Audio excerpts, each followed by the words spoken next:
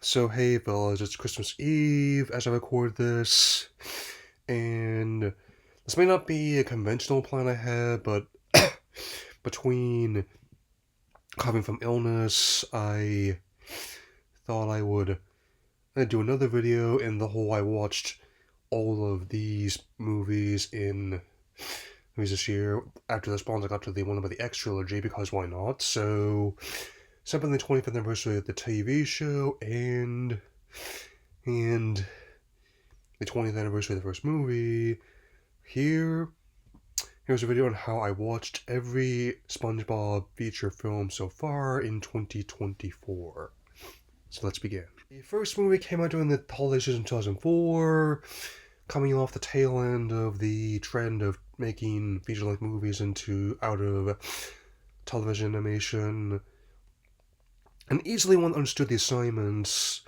I meant with SpongeBob feeling blue being passed over for promotion to the Krusty Krab 2, who things escalate quickly when Plankton were using Plan Z to steal Neptune's crown and sell it to the Marine Gifts and Sundries shop in Shell City.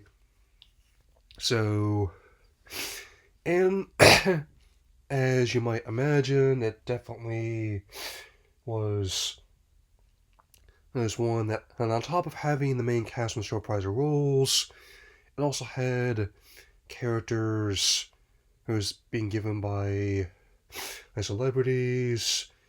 He's including, not limited to, Scarlett Johansson, and you had also David Hasselhoff himself, big in Germany, I'd say, hey, and also other ones that had differently talked about them now for a number of reasons, including Jeffrey Tambor and Alec Baldwin, though in Baldwin's case he is an antagonistic bounty hunter Dennis, so that's definitely going to be fitting.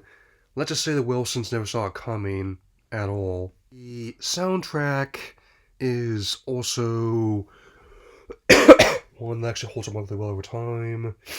I'm featuring not only the Goofy Goober Rock, which some of the remix of Twisted Sister, but also everything from Ween to Motorhead. I mean, this on top of having Pantera contributing to the show. In a way, I have SpongeBob to thank for turning me and my late brother into metalheads. Miss you, bro. Even with the many, many twists and turns the show has taken since then, and least of all the passing of its creator in 2018, and it still holds up quite well, and I definitely still consider it to be the chronological finale to the entire show, if and when and it does eventually end. So, but at this point, I think the character's going to outlive us all. At the very least, the main voice actors have said they want to keep doing it as long as it's humanly possible for them to do so, which, not a bad plan. I mean, Mel Blanc continued to voice all the original Looney Tunes until he passed. I mean, so the movie, well, at least the height of the show's popularity, grossed $140 million worldwide on a $30 million budget, even though the subsequent time since had the high highs, low lows, and middling middles. The point will be just over another decade before another movie will see release. And in 2015, he saw the release of the SpongeBob movie Sponge Out of Water, and despite the marketing make it seem like it was a fully live-action rendition, which I'll be addressing in a few moments, the movie actually was fairly close in style and tone to the earlier season of the show, which is another one I noticed actually brought back. Especially, they brought back how the characters behaved in the earlier seasons. Which makes sense because they brought back a lot of original writers and artists too, man.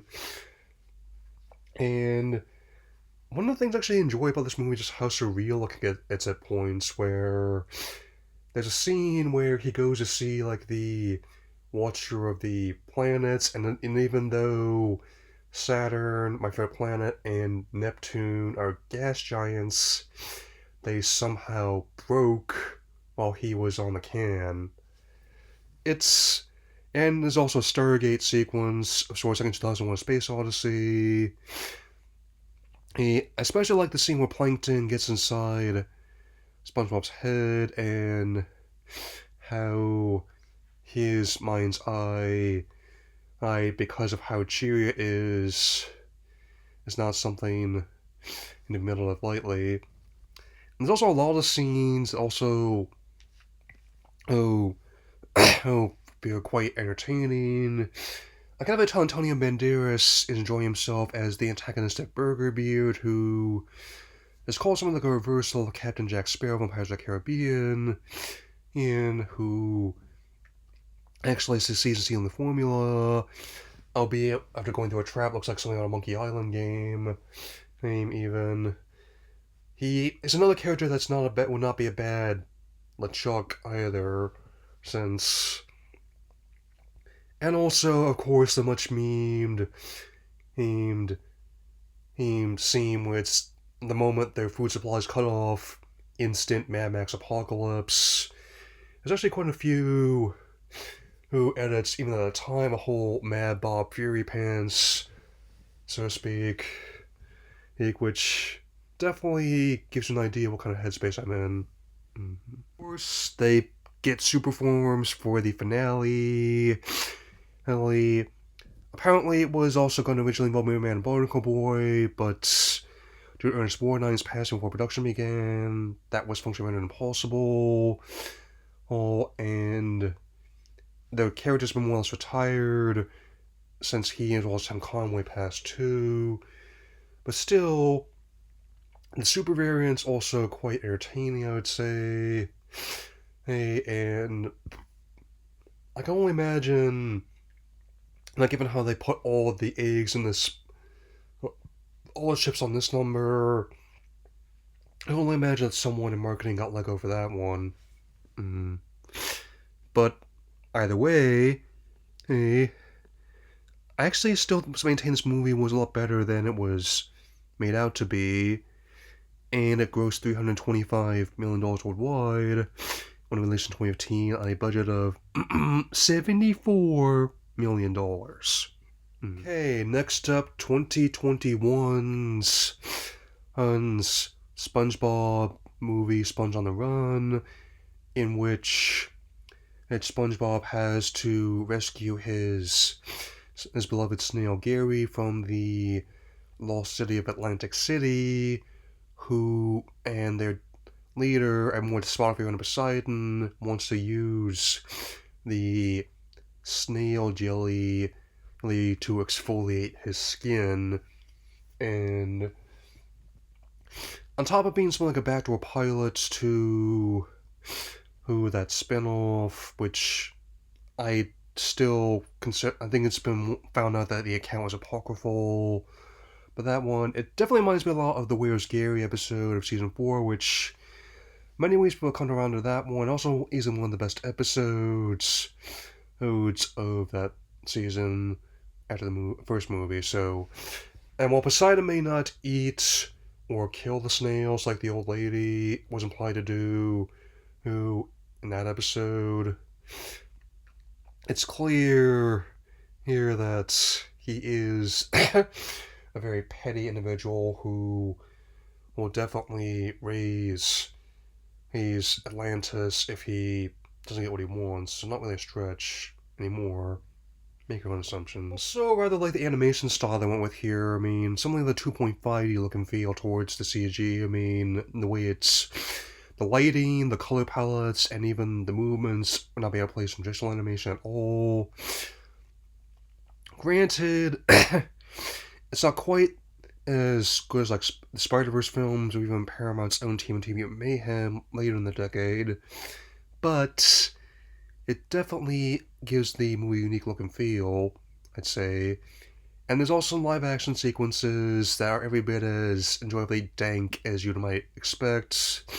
Keanu Reeves as a wise sage tumbleweed, and of course, who they confront in the saloon in order to free these lost souls, none other than Snoop Doggy Dogg. They had to know what they were talking about. Of course, the movie was originally meant for theatrical release, but given how that was when everything happened, not counting the run it got in Canada, it shifted gears to being a Paramount Plus exclusive, which, as you would expect, helped goose subscribers to the platform. And personally, eh, it's not. I actually liked it fine. I mean, granted, not quite as much as the first couple movies, but I'd give it a 4 out of 5. I had to say right now. Oh, and now let's get into the most recent film on this list, like he made for Netflix, ex Sandy Cheeks movie, Saving Bikini Bottom. Oh, one day as Sandy is touting her innovations in science, expecting a visit from her extended family in Texas, as the entire central hub of Bikini Bottom is hoisted up by the conniving industrialist Tsunami, being played by Wanda Sykes, who's clearly enjoying herself in this role, reveling both in her human form as well as a mecha at one point, where not only does she want to make Bikini Bottom the central hub of her new water park, also wants to turn its residents into marketable plushies, more or less.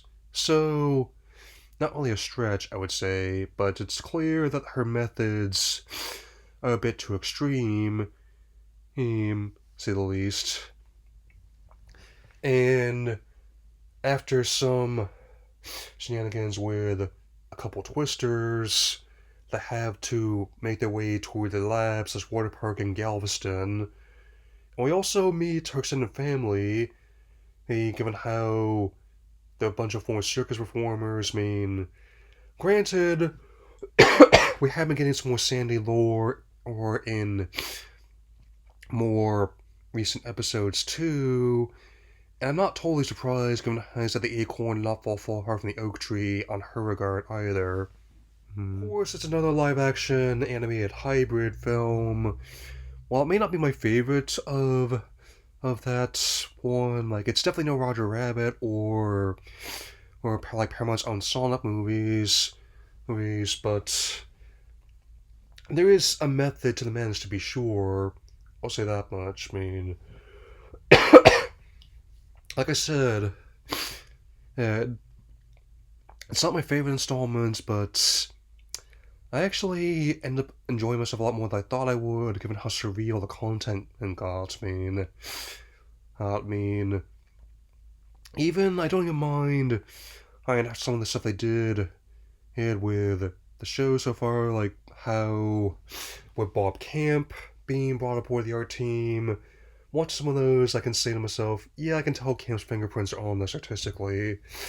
And on that note, Pete Browngardt, who previously worked on Looney Tunes cartoons, these guys, when they know their stuff and they're good at it, clearly connoisseurs of the classics, so to speak. And I actually don't really mind when in one particularly horrifying driving lesson, and that he ended up turning into a cartoon. I mean, I'll say this about those comics.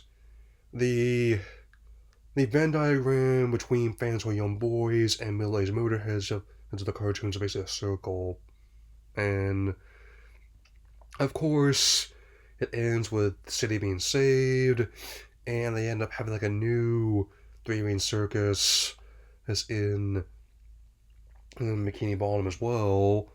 So, yeah, I know I am still working on several much more thought-provoking animated film reviews to help close out this year.